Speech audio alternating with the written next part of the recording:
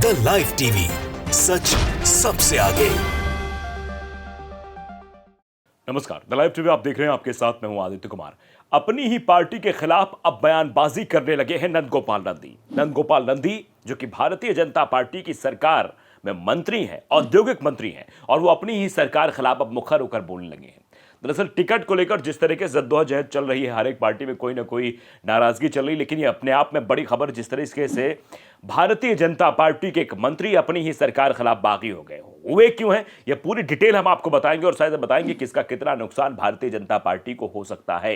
Bharatiya Janata party Uttar Pradesh को खास तौर पे, क्योंकि उत्तर प्रदेश में निकाय चुनाव है, उत्तर प्रदेश में निकाय चुनाव को लेकर टिकट बंटवारे जो हुए उसमें किसी नेता को पार्टी के में शामिल कराया जा रहा है, किसी को बाहर का रास्ता दिखाया जा रहा है, किसी को टिकट नहीं मिल रहा है, तो नाराजगी खबरें भी सामने आ रही है। लेकिन इस बीच जो ये नंदगोपाल नंदी की खबर है, ये अपने आप में चौंकाने वाली है।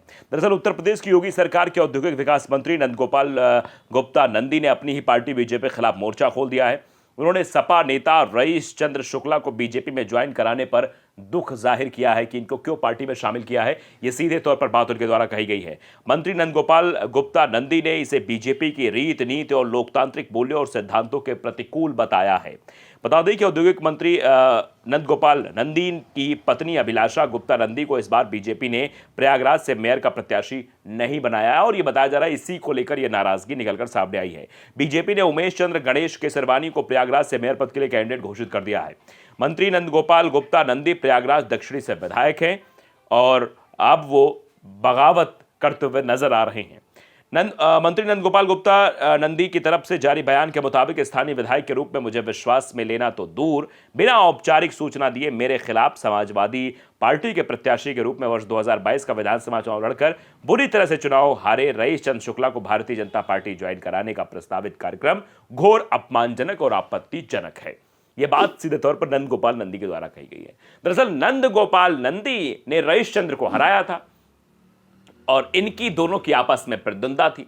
आप जानते हैं विधानसभा में एक जीतता है, एक हारता है और कोई ना कोई उसका प्रतिद्वंदी होता है, लेकिन जब वही प्रतिद्वंदी आकर उसी पार्टी में शामिल हो जाता है तो कष्ट होना लाजमी है, जो कष्ट इस वक्त नंदगोपाल नंदी को हो रहा है। और उसी कष्ट के लिए वो अपनी पार्टी पर ही सवाल खड़े कर रहे हैं कि कम से कम उनको सूचित तो किया जाता, उनको बताया तो जाता, वो पार्टी में शामिल कराते, वो उस वक्त मौजूद रहते। लेकिन उनके पीठ के पीछे इतना बड़ा काम हो गया, जिसके खिलाफ वो चुनाव लड़ रहे थे, जिसके खिलाफ वो बोल रहे थे, उसी को पार्टी में अब शामिल कराया जा रहा है। तो इससे पार्टी से बेहद नाराज नंदगोपाल नंदी जो है वो बताए जा रहे हैं। अब इसका कितना नुकसान चुनाव में होगा ये तो देखने वाली बात है, लेकिन फिलहाल तो ये चर्चा हो गई है कि देखिए भारतीय जनता पार्टी के एक बड़े पद पर मंत्री रहे हुए शख्स जो पिछली सरकार में मंत्री थे, यानी इससे पहले जो योगी सरकार थी 2017 में जो सरकार बनी थी उसमें भी वो मंत्री थे, 2022 में सरकार बनी उसमें भी मंत्री हैं।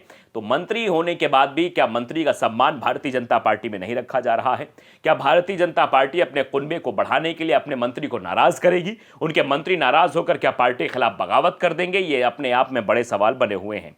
साथ ही साथ उन्होंने कहा भी क्या, स्थानीय विधायक की अवहेलना और उपेक्षा करते हुए विपक्षी उम्मीदवार को पार्टी ज्वाइन कराना बेहद गंभीर प्रकरण और गहरी साजिश है, अवैध है। इसी तौर पर कहा है कि वर्तमान विधायक को, जो स्थानीय वहां का विधायक है, उसको सूचित ही नहीं किया गया।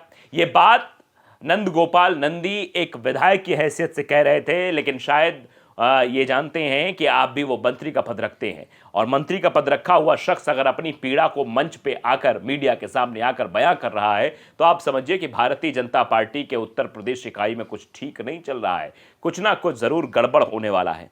आगे भी वो कहते हैं कि ये भारतीय जनता पार्टी की रीत नीति और पार्टी के लोकतांत्रिक मूल्यों में गहरी आस्था के सिद्धांत से सर्वथा प्रतिकूल है, मतलब इसके विपरीत है। जो कुछ हुआ है पार्टी की लोकतांत्रिक स्थितियों को लेकर यह अनुकूल नहीं है। जो लोग पार्टी को प्राइवेट लिमिटेड कंपनी की तरह चलाना चाहते हैं और अपनी हठ धर्मिता से पार्टी को लगातार क्षति पहुंचा रहे हैं, यानी उन्होंने कह दिया कि पार्टी में बड़े लोग, भाई पार्टी में जो फैसले होते होंगे वो बड़ा ही कोई लेता होगा। और कहा भी जाता है कि उत्तर प्रदेश के अगर संगठन में कुछ भी होना है तो बिना योगी आदित्यनाथ के इजाजत के, बिना उनके पूछे कुछ भी नहीं होता है। तो यानी सीधे तौर पर अगर देखा जाए तो इनडायरेक्टली निशाना साधा जा रहा है योगी आदित्यनाथ पर, या कह सकते हैं कि प्रदेश के बड़े नेताओं पर। भारतीय जनता पार्टी के ये विधायक ये मंत्री सरकार में निशाना साध रहे हैं कि लोकतांत्रिक मूल्यों को खत्म किया जा रहा है। अब भारतीय जनता पार्टी को एक प्राइवेट लिमिटेड कंपनी बनाकर चलाया जा रहा है, जिससे इसका नुकसान चुनाव में दिखाई पड़ सकता है। उनके इस मनमाने रवैये की घोर निंदा करता हूं। यह रवैया पार्टी के मूल वैचारिक और कार्य पद्धति के पूर्णतः विपरीत है। यह बात कही है नंद गोपाल नंदी ने, तो ये इसमें नाराजगी साफ तौर पर दिखाई दे रही है।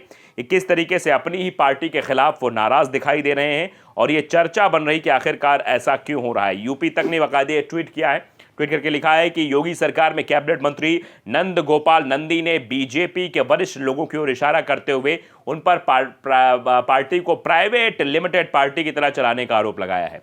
कैबिनेट मंत्री ने 2022 के चुनाव में अपने प्रतिद्वंदी रईस चंद्र शुक्ला को पार्टी में शामिल कराने के प्रस्तावित कार्यक्रम का विरोध जताते हुए इसे घोर अपमानजनक और आपत्तिजनक बताया है।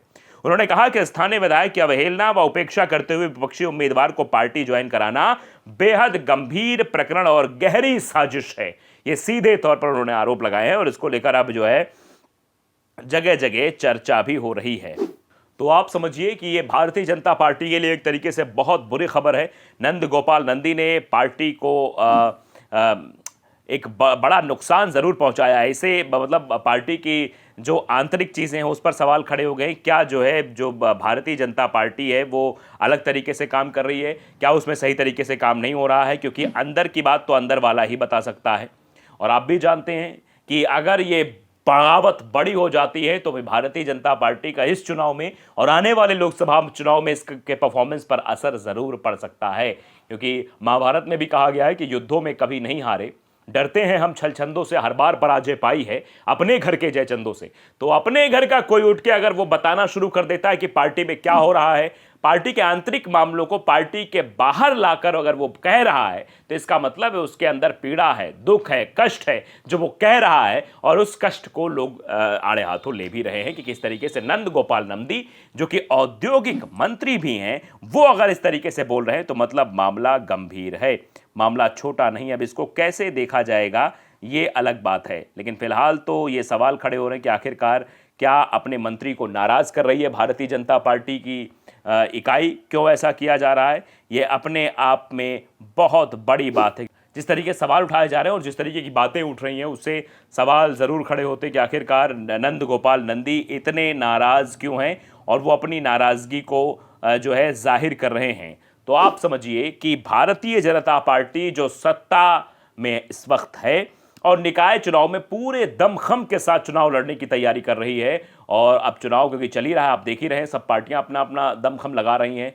तो पहली बात तो नंद गोपाल नंदी नाराज़ हैं कि प्रयागराज से जो मेयर के पद के लिए वो अपनी पत्नी को आगे करना चाहते थे, लेकिन उनकी पत्नी को चुनाव नहीं लड़वाया गया, उनको टिकट नहीं दिया गया। और दूसरा, उस शख्स को पार्टी में शामिल कर लिया गया जिसको रईस चंद्र, जो कि उनके ही विधानसभा में उनके अपोजिशन में यानी समाजवादी पार्टी से टिकट पर चुनाव लड़ रहे थे, और भारतीय जनता पार्टी के नेता नंद गोपाल नंदी ने विधानसभा चुनाव में उनको मात दिया। अब उनको ही पार्टी में उनके पीठ के पीछे जो है सम्मिलित कराया जा रहा है। तो ये नाराज़गी खुलकर सामने आई है कि किस तरीके से भारतीय जनता पार्टी में जो है ये एक षड्यंत्र चल रहा है, अंदर जो है पार्टी को प्राइवेट लिमिटेड बना दिया है। यानी इससे आप समझिए कि क्या फंडिंग को लेकर ये इशारा है या कुछ और है, या फिर लोकतांत्रिक मूल्यों को वाकई में भारतीय जनता पार्टी भूल गई। क्योंकि अंदर का आदमी अगर ये बात कह रहा है तो इस बात में सच्चाई तो थोड़ी बहुत है ही। द लाइव टीवी अगर आपने सब्सक्राइब नहीं किया, सब्सक्राइब जरूर करिए, बेल आइकन दबाइए ताकि सच खबरें आप तक पहुंचती रहें। नमस्कार। द लाइव टीवी, सच सबसे आगे।